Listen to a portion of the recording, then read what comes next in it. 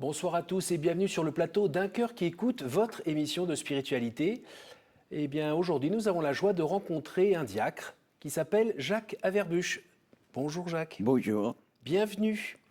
On est content de vous voir. Vous êtes diacre du diocèse de Nanterre. Voilà. C'est pas très très loin, mais merci d'être venu pour nous raconter un petit peu votre vie extraordinaire, parce que là, vous êtes là, bon pied, bon oeil, à 93 ans. Oui. Voilà. Oui. Et demi. Ah, 93 ans et demi, ah oui, ça vieillit tout d'un coup, ça. Voilà. Et vous allez nous raconter la présence de Dieu dans votre vie régulière, mais avec des moments assez forts. On va en parler dans un instant. Juste avant, je vous invite à nous lire un extrait de texte de votre choix. Eh bien, j'ai choisi, ça ne va pas vous étonner, une lettre de l'archevêque de Toulouse en août 42, qui est Monseigneur Saliège. Alors, je vous lis cette lettre. Oui. Bien chers frères, il y a une morale chrétienne, il y a une morale humaine qui impose des devoirs et reconnaît des droits.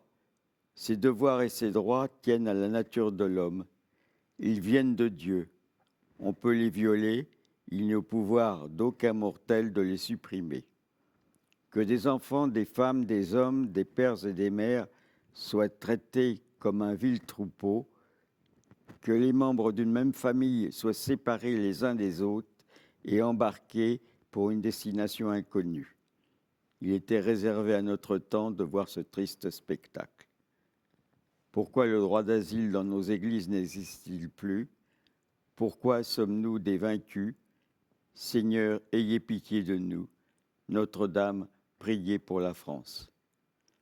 Dans notre diocèse, des scènes déchirantes ont eu lieu dans les camps de Noé et de Mécédédou. Les Juifs sont des hommes, les Juifs sont des femmes, les étrangers sont des hommes, les étrangères sont des femmes. Tout n'est pas permis contre eux, contre des hommes, contre ces femmes, contre ces pères et ces mères de famille. Ils font partie du genre humain, ils sont nos frères comme tant d'autres. Un chrétien ne peut l'oublier. France, patrie bien-aimée, France qui porte dans toutes les consciences de tous tes enfants la tradition du respect de la personne humaine, France chevaleresque et généreuse, n'en doute pas, tu n'es pas responsable de ces horreurs.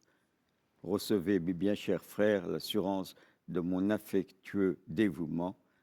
Julien Géraud Saliège, archevêque de Toulouse, à lire en chaire le dimanche 23 août 1942.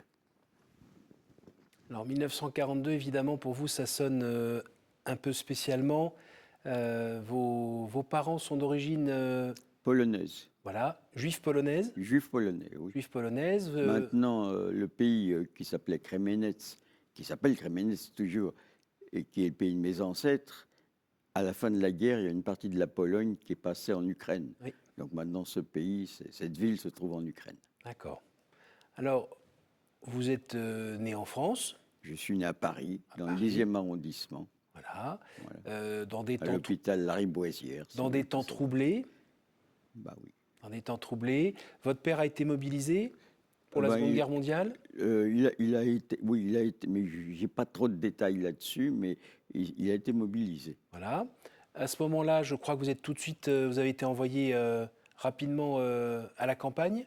À ce moment-là. Alors, pour vous expliquer, lorsque la guerre s'est déclarée en septembre 1939, les Parisiens fuyaient Paris. Et Paris, et papa a mis ma mère, ma sœur et moi-même, puisque mon frère n'était pas né, dans un train. Et après je ne sais combien d'heures de train, nous sommes retrouvés à Châteaubriand, en Loire-Atlantique. C'était Loire-Inférieure à ce moment-là, Loire-Atlantique, oui. Chez des gens qui avaient souhaité recevoir des gens qui venaient de Paris. Et cette famille s'appelait Roule. Et nous sommes restés là-bas jusqu'après la débâcle, quoi. Nous sommes rentrés à Paris à ce moment-là. Donc en 41 ? En 42. 42, pardon. Juin 42. En juin 42, vous rentrez. Voilà. Et là, il va se passer... Ah non, qu'est-ce que je dis ? Juin 41, oui. Juin 41, excusez-moi. En juin 41, et là, il va se passer un petit peu après quelque chose de évidemment gravissime pour votre famille et qui a changé votre destin. bien sûr. C'est la fameuse rafle du Veldiv. Alors moi, j'étais à l'école, ma Oui. sœur, bien sûr, aussi. Mhm. Alors, il faut que je vous dise tout de suite quelque chose de très important dans ma vie, c'est que ma sœur n'a pas la même mère que moi. Mhm. Mon père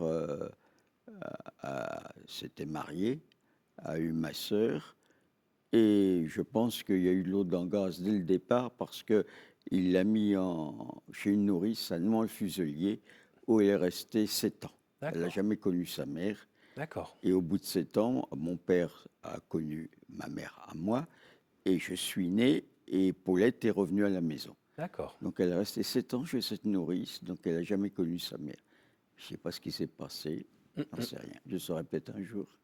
Alors ce qui s'est passé, en revanche, c'est quelque chose d'un petit peu bizarre avec cette rafle, c'est que vos parents se font attraper, Voilà, vous aussi. oui. Alors justement, si je vous ai parlé justement de ma sœur qui n'a pas la même mère que moi, je pense, j'en sais rien, mais je pense que c'est la raison pour laquelle je suis encore en vie actuellement. Parce qu'elle ne se trouvait pas sur la liste. Voilà, le 17 juillet 42, la RAF a eu lieu le 16 et 17 juillet 42. Oui.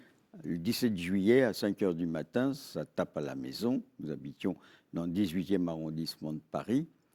Et donc, se présentent deux agents en civil, monsieur, madame, dans l'ordre, Jacques, c'est moi, Marcel, mon frère, qui était né en Loire-Atlantique en 40. Habillez-vous, prenez quelques affaires et suivez-nous. Pas de mention de Paulette. Donc nous avons tous habillés, partis à pied. Paulette tenait mon petit frère qui avait 2 ans dans ses bras, elle suivait. Et nous nous sommes retrouvés en face de la mairie du 18e dans une école de filles, la rue du Montcenis, où ma sœur avait déjà été en classe et qui était transformée en commandanture. Et là, nous voyons un Allemand qui était là. Et un des agents français dit, ben voilà, il y avait des autobus, je ne sais pas si vous connaissez ces anciens autobus qui attendaient. Il y a un des agents qui dit à l'Allemand, voilà, monsieur, madame, 2 enfants, qu'est-ce qu'on fait des enfants? Et l'Allemand répond, les enfants suivent les parents.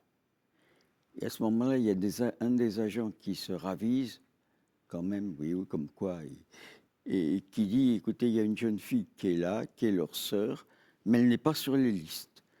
L'Allemand a réfléchi quelques instants, il a dit, eh bien pour l'instant, laissez-les avec. Mes parents sont montés dans le bus. Excusez-moi, mais je ne les ai jamais revus. Mhm. Excusez-moi. Mais non.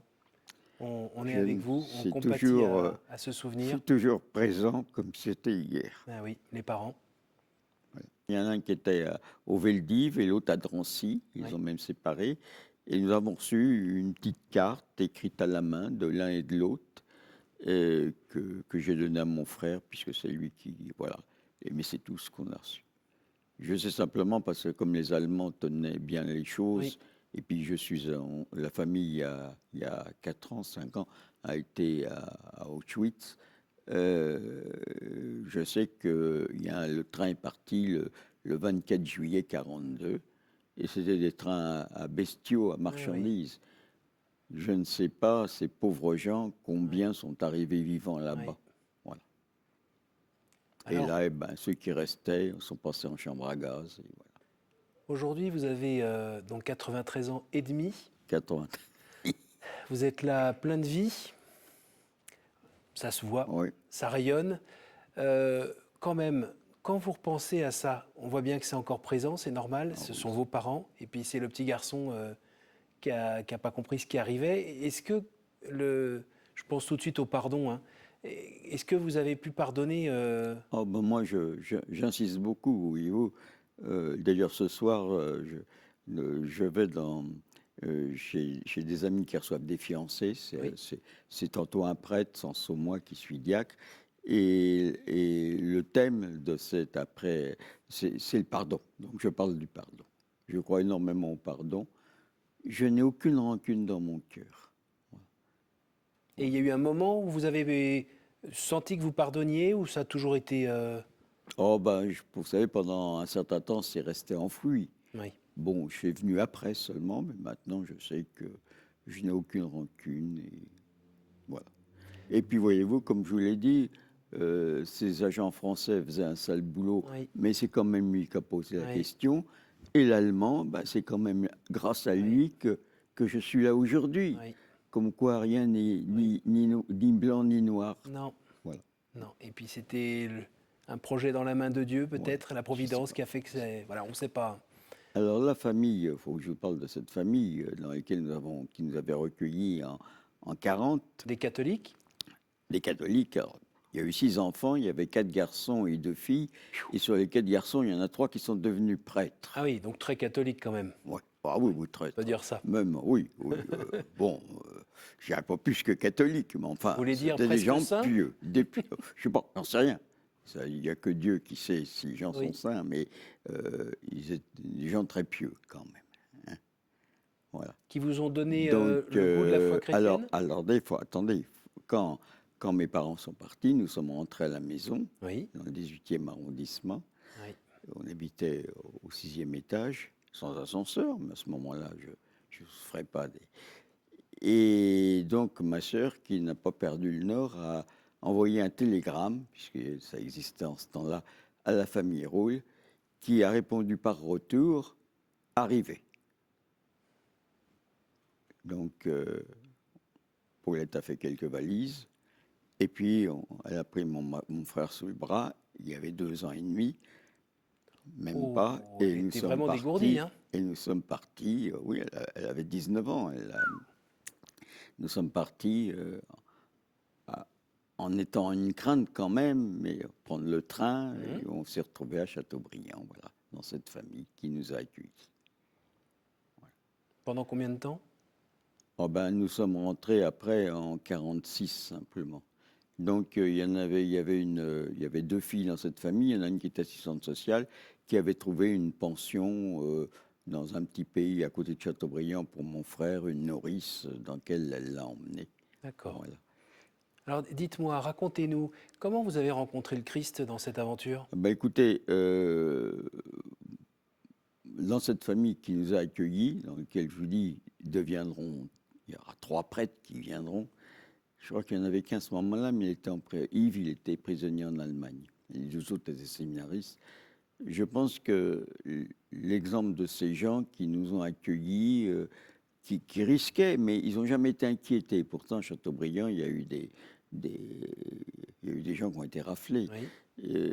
L'exemple de ces gens m'a incité à demander à m'instruire dans la religion catholique. Et le 22 décembre 42, entre 2 classes, j'ai été baptisé à l'église de Châteaubriand. Après, les années ont passé. Alors ma sœur, elle, quand même, quand elle était étudiante une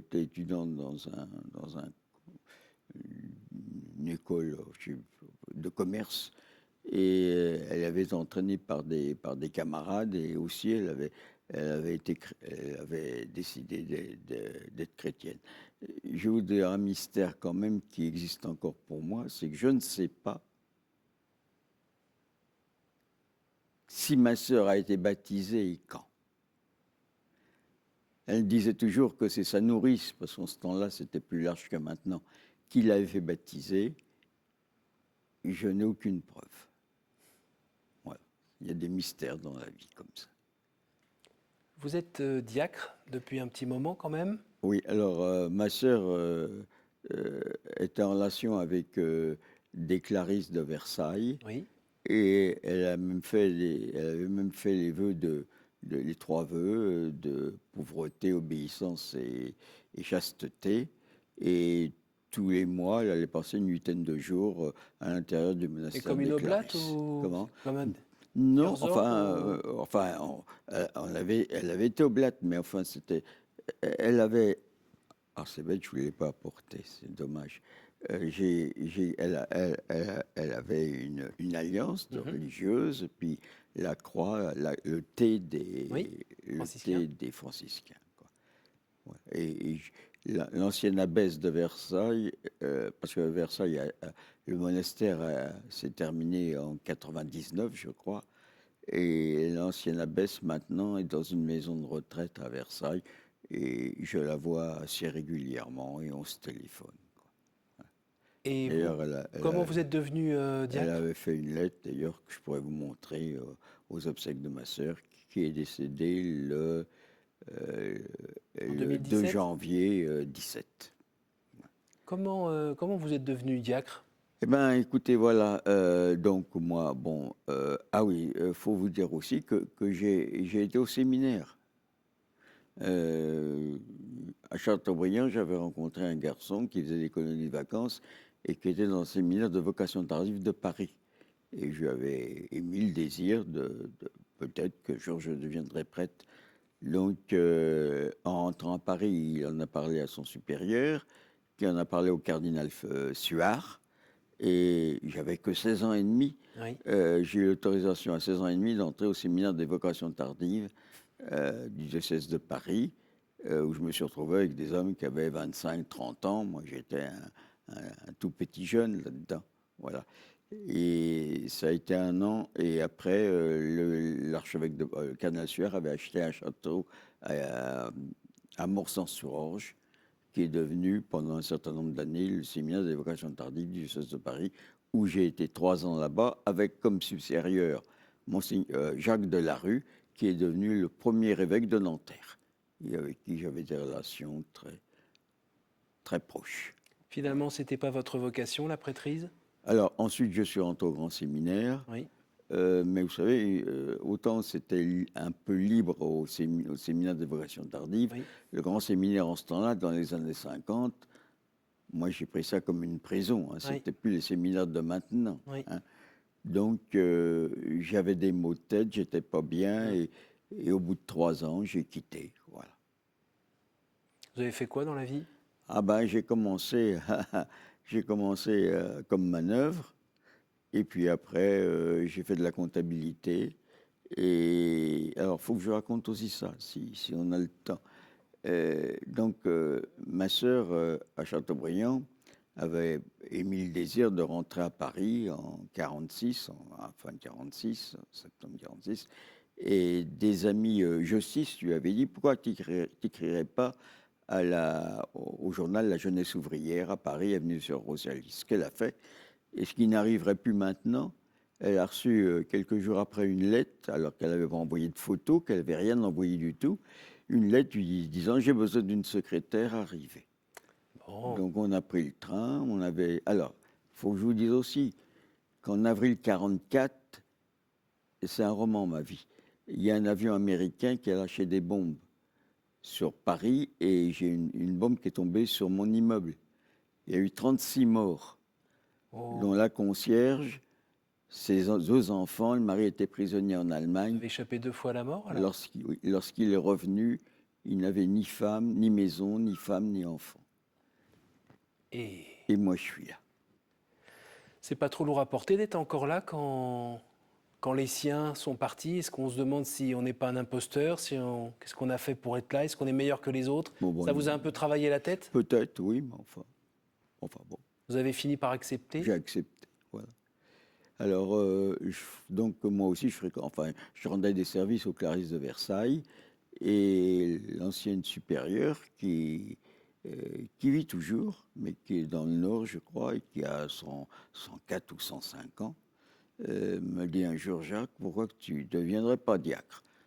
Alors j'ai envoyé promener parce que j'avais déjà été au séminaire et bon, bah, et puis ça fait son chemin. Au bout d'un certain temps, j'ai demandé à mon curé de voir le responsable du diaconat sur le diocèse de Nanterre. Et puis comme après euh, une année de présélection et 4 ans après de formation, j'ai été ordonné diacre le 3 décembre 94 à la paroisse Sainte-Thérèse de l'Enfant Jésus de Boulogne. Est-ce que vous pourriez Et je nous, suis diacre. est-ce que vous pourriez nous partager ce qui fait aujourd'hui votre joie d'être diacre? Eh ben, ma joie d'être diacre, c'est le diacre, c'est pas un prêtre. Hein. Il est là, il vit comme tout le monde et il est là au service des gens. Il est là, je dirais, comme pour rappeler, sans prétention, aux chrétiens que par le baptême, ils doivent se mettre au service les uns des autres. Je crois que le diacre, c'est comme quelqu'un qui est assis sur un tabouret à 3 pieds. Il y a la charité, il y a l'Eucharistie, et il y a, enfin, oui, euh, et la liturgie, disons, et la parole. Donc le diacre, selon ce qu'on lui demande et puis ce qu'il peut faire, et a ces trois caractéristiques. Alors après, vous avez des journées de 24 heures, hein, comme tout le monde, et quand on parle avec les gens, on voit bien que les gens ont rarement le temps de faire les choses parce qu'ils sont très pris un peu partout. Comment vous faites et comment vous avez fait pour pouvoir vous rendre disponible aux autres plutôt que de prendre le temps de rentrer chez vous, vous reposer, faire ce qui vous plaît, vos petites activités à vous? Comment vous avez trouvé cette force de peut-être vous mettre davantage au service des autres?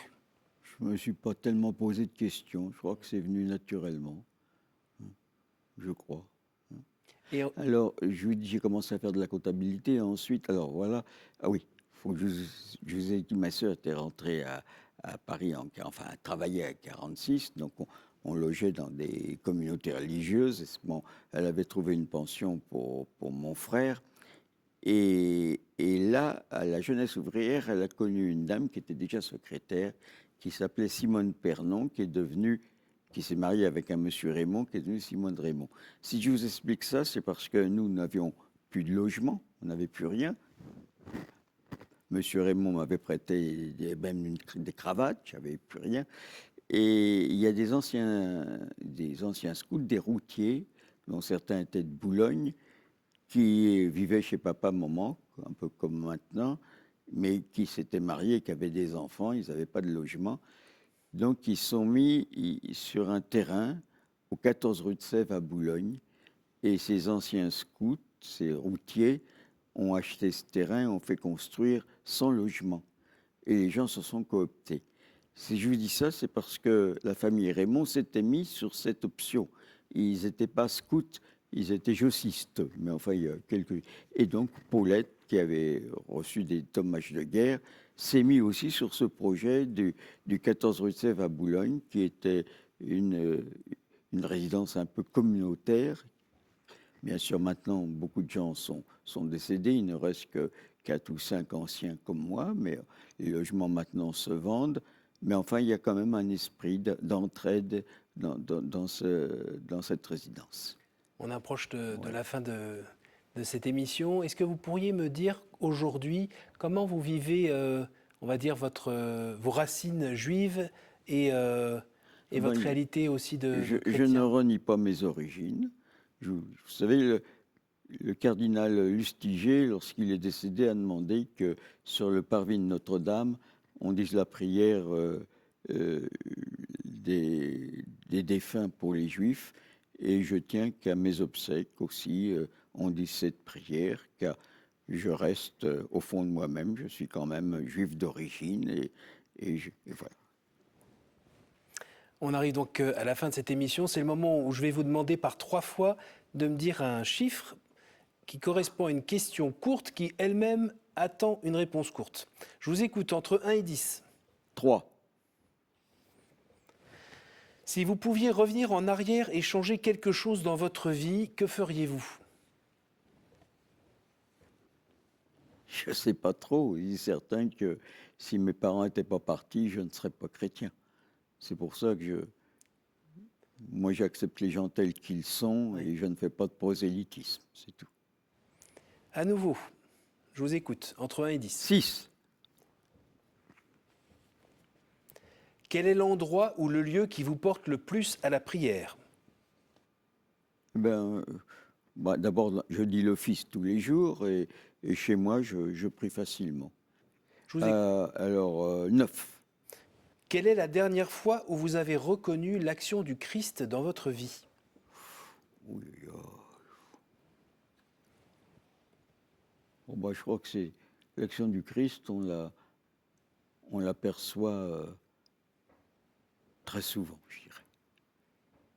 Presque tous les jours. Voilà. Très bien, merci beaucoup et puis merci d'avoir eu le courage de venir redonner votre témoignage parce que c'est encore tout chaud. Alors, je ne vous cache pas que c'est très douloureux pour moi Mais c'est un et témoignage que j'ai les larmes qui arrivent facilement, quoi. Oui, mais c'est un témoignage de foi, un témoignage de pardon et je crois qu'on en a vraiment besoin. Je crois que c'est le pardon avant tout. Et bonne poursuite. Merci de m'avoir accueilli.